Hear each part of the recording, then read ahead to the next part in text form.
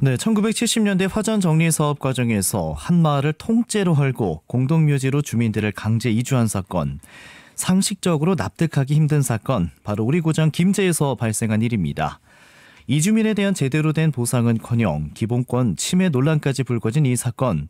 세월이 흐르면서 당시 주민들도 대부분 촐로로 변해 하루속히 해법을 찾아야 하는데요. 법조계와 정치권 등에서는 어떻게 바라보고 있을까요? 취재 기자와 함께 짚어보겠습니다. 김용환 기자. 네. 먼저 법조계 의견 살펴볼까요? 어떤 의견들이 제시됐나요? 네, 몇 분 변호사를 만나서 얘기를 들어봤거든요. 네. 그런데 이제 공동묘지로 주민을 내쫓고 아무런 조치를 취하지 않은 것은 헌법이 보장한 기본권을 침해한 것으로 보인다, 이런 입장이고요. 네.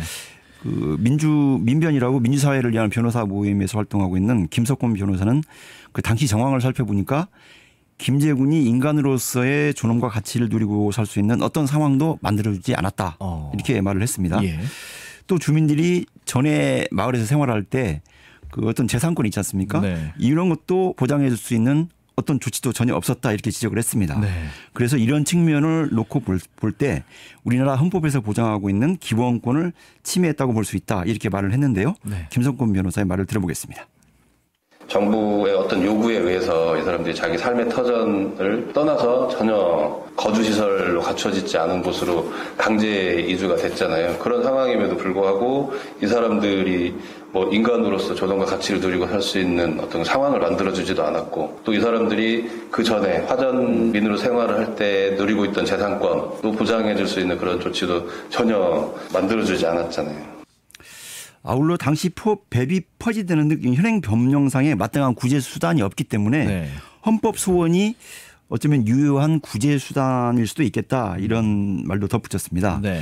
그리고 해법의 하나로 또 진실 화해를 위한 과거사 정리 기본법도 거론이 되는데요. 네. 이게 이제 권위주의 통치 시기에 현저히 부당한 공권력 행사로 인해서 중대한 인권 침해 사건으로 규정이 되면 네. 진실 규명이 될 수 있기 때문인데요. 예. 하지만 이 과거사 정리법은 때를 놓쳤습니다. 왜냐하면 2020년 12월부터 2년가량 사건 접수 기간이 됐는데 네. 이게 지난 연말로 마감됐기 때문입니다. 그랬죠. 네. 그러면 정치권의 시각은 어떻습니까? 네, 정치권에서는 김제 부안이 지역구인 이원택 의원이 마을을 찾아서 간담회를 갖는 등 해법을 모색하고 있습니다. 네. 이원택 의원은 개인적인 의견을 전제로 해서 한시적인 특별법을 제정해서 문제를 풀어야 할 것 같다, 이런 견해를 보였습니다. 네. 화전 정리법 시행 과정에서 이 같은 문제가 다른 지역에서도 일부 있을 수 있기 때문에 네. 특별법 제정을 검토해서 이것을 갖다가 해결할 수 있는 방안이지 않느냐라는 의견인데요. 이원택 의원의 말입니다. 제가 볼 때 이건 한시적으로 특별법 외에는 없을 것 같고, 전국에 또 이런 사례가 또 있을지 모르니까요. 특별법 형태로 갈 수밖에 없다, 이렇게 보고 있고요. 이원택 의원은 아울러 법 제정과 관련해서 국회 입법조사처와 가능성 여부 등을 논의해 보겠다, 이런 입장도 보였습니다. 그렇군요. 그러면 시민단체 쪽 이야기도 좀 들어보셨나요? 한 시민단체는 공동묘지 강제 이주 사건을 국가 권력에 의한 인권 유린 사건이다, 이렇게 규정을 했습니다. 네. 참여자치 전북시민연대 이창엽 사무처장은 사람이 살 수 있을 것이라고 상상하기 어려운 공동묘지에 주민들을 강제로 이주하고 또 아무런 조치를 취하지 않은 것은 전형적인 국가 권력에 의한 인권 유린 사건이다, 이렇게 지적을 했는데요. 네. 이창엽 사무처장의 말입니다. 삶을 영위하던 터전을 국가 권력에 의해서 강제적으로 빼앗기고 그야말로 생명부지의 땅으로 쫓겨난 것, 이 자체가 국가 권력에 의한 인권 유린의 전형적인 사례다. 네, 이창엽 사무처장은 인권 침해와 이로 인한 장기간의 고통을 감안할 때 보상을 위한 특별법이 조속히 제정돼야 한다, 이렇게 강조도 했습니다. 그렇군요. 시기적으로 좀 더 일찍 이 문제들이 조명됐다면 하는 아쉬움이 큰데요. 지역 정치권에서 이 사건을 공식적으로 문제 제기한 것이 지난해 12월이라면서요. 네. 지금 사진을 보시면 오순경 의원이 보일 텐데요. 네. 김제시의회 오순경 의원이 지난해 12월에 5분 자유 발언을 통해서 문제 제기를 했습니다. 네. 오순경 의원은 대부분 세상을 뜨고 이제 얼마 남지 않은 마을 촌로들에게 이제라도 김제시가 정당한 보상을 실시해서 약속을 지켜야 한다, 이렇게 말을 했는데요. 들어보시죠. 농가 밭을 바꾸며 척박한 땅에서 생계를 이어가야만 했던 개미마을 주민들 대부분은 이 마을의 아픈 역사를 몸에 새긴 고령자들이십니다. 이분들의 마지막 소망은 정부가 김제 군수가 약속했던 보상을 지켜달라는 것입니다.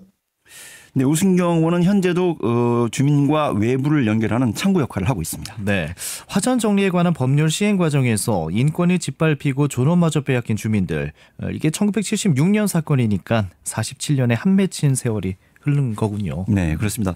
그 반세기에 가까운 세월이 흐르면서 현재는 관련 법도 1999년에 폐지가 됐거든요. 네. 그러니까 현재로는 법으로부터 보호도 또 보상도 받지 못하는 이런 아이러니한 상황인데요. 네. 마을 주민을 대표해서 백방으로 뛰고 있는 김창수 씨, 연세가 올해 78인데요. 네. 이분이 요즘 그 산림 녹화 사업의 그 유네스코 세계 기록유산 등재 추진을 지금 하고 있는데 네. 이 상황을 지켜보면서 착잡한 신경에 놓여 있습니다. 네. 세계적으로 유례가 없는 산림 녹화의 성공작이라고 평가를 받고 있지만 거기에 기여한 화전 정리법으로 인해서 이들 주민의 삶이 한순간 바뀌어버렸기 때문입니다. 네. 화전 정리라는 국가 시책에 주민들이 순응하지 않았다는 그런 이유에서인데요. 네. 그는 지난 13일 오후에 마을에서 그 이원태 국회의원과 주민들이 간담회를 가졌습니다. 네. 그런데 이 자리에서 한 주민이 눈시울을 붉혔는데 국회의원이 마을을 직접 찾아와서 자신들의 한 맺힌 사연을 이렇게 귀담아 주려던 것이 이번이 처음이다. 이런 이유에서입니다. 1976년 당시에 공동묘지에 버려진 주민들이 24가구였는데요. 네. 상당수가 다른 곳으로 거처를 옮기거나 또 세상을 떠난 경우도 있어서 지금은 절반인 12가구만 남아 있습니다. 네. 조금 전에 사진에서 보신 것처럼 마을도 빈집이 늘어나고 있는데 네. 47년의 세월이 흐르는 사이에 이들도 대부분 이제 촐로로 변했습니다. 그렇죠. 이제 국가가 사과할 수 있는 시간도 그리 많이 남아 있지 않아 보입니다. 네, 전북 CBS 기획 시리즈 공동묘지에 버려진 사람들, 오늘까지 5회에 걸쳐서 짚어봤는데요. 반세기가 지난 지금 국가가 사과할 시간도 얼마 남지 않았다는 사실 함께 기억해야겠습니다. 자, 보도 제작국 김용환 선임 기자, 네, 수고하셨습니다. 네.